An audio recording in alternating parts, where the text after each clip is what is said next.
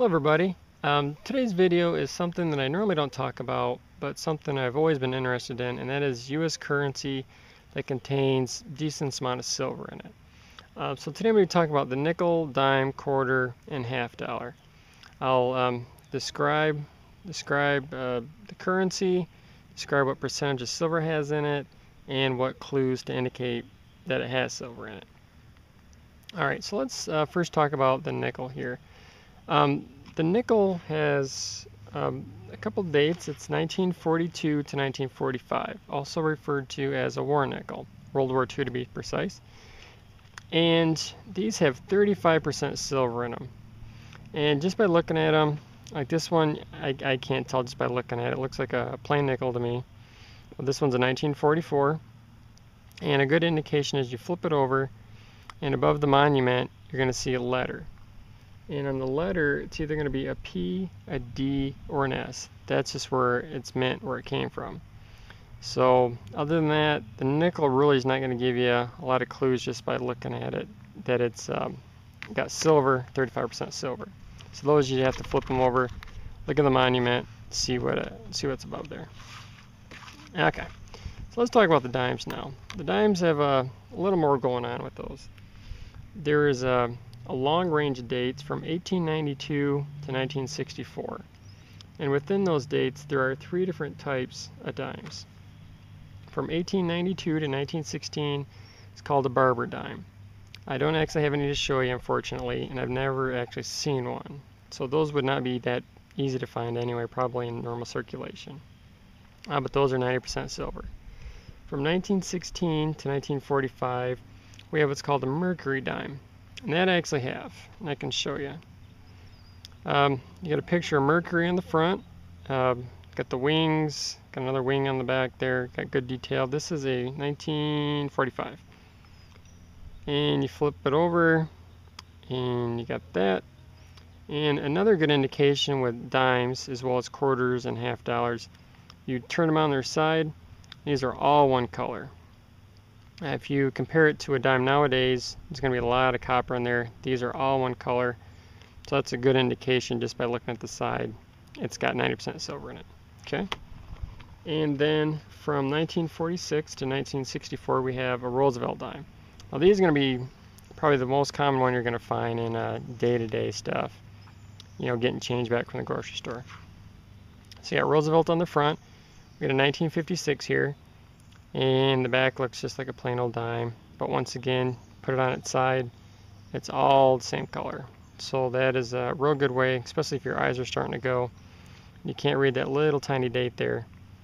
Just turn the side. If it's all silver, it's good to go. That's 90% silver. Okay, let's talk about quarters. On quarters, we have the same range. We have 1892 to 1964. And the same with the dimes. On the quarters, 1892 to 1916, we have the Barb Recorder. I actually do have a Barb Recorder to show you. This one is a 1914, and you flip it over there.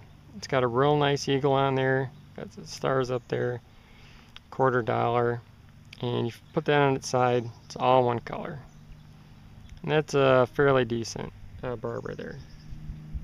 Alright, so then from 1916 to 1930, you have what's called a standing Liberty quarter. I unfortunately don't have any of those to show you. I don't think you're going to find many of those in circulation either. And those are also 90% silver as well as those. The last ones you're going to find are 1932 to 1964, and that's a Washington quarter. So these is like a standard quarter now. It's still in circulation, but it says 1943. Flip it over, the back's the same eagle, but you put it on its side, it's all one color, and by the date. Okay, 90% silver on those guys. Now the half dollars are a little trickier, and they have a wider date range. 1892 to 1970, they all have a decent amount of silver in them, but they're not all 90%. So 1892 to 1915, you have what's called a Barber half dollar. Unfortunately, I don't have any of those to show you either. That is 90% silver. from 1916 to 1947, you have a walking Liberty half dollar. Got one of those to show you. Alright, so you got the walking Liberty on the front. This is a 1945. The back, got a nice eagle on there. And you put it on its side, all one color. Alright, so that's your walking Liberty half dollar. 1948 to 1963, you have a Franklin half dollar. Don't have any to show you. Those are also 90% silver. In 1964, there was a Kennedy half dollar. That is the last year you're going to find a 90% silver half dollar. And once again, don't have any to show you. From 1965 to 1970, you have a Kennedy half dollar, but that's 40% silver. So I'm not sure why from 65 to 70 they were 40%, but that's what you get.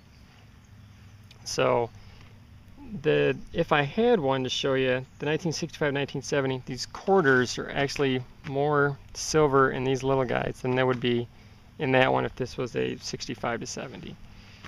And this definitely would be the higher out of all these because this is 90%, 90%, and then the dimes, obviously, and then you got your nickels. So, okay, I hope that helps anyone who wants to collect some junk silver that's still reasonable to find it in normal circulation, you know, especially like the Roosevelts and the war nickels and some of the quarters and some of the half dollars too. So thank you for watching this video as always. Take care and God bless.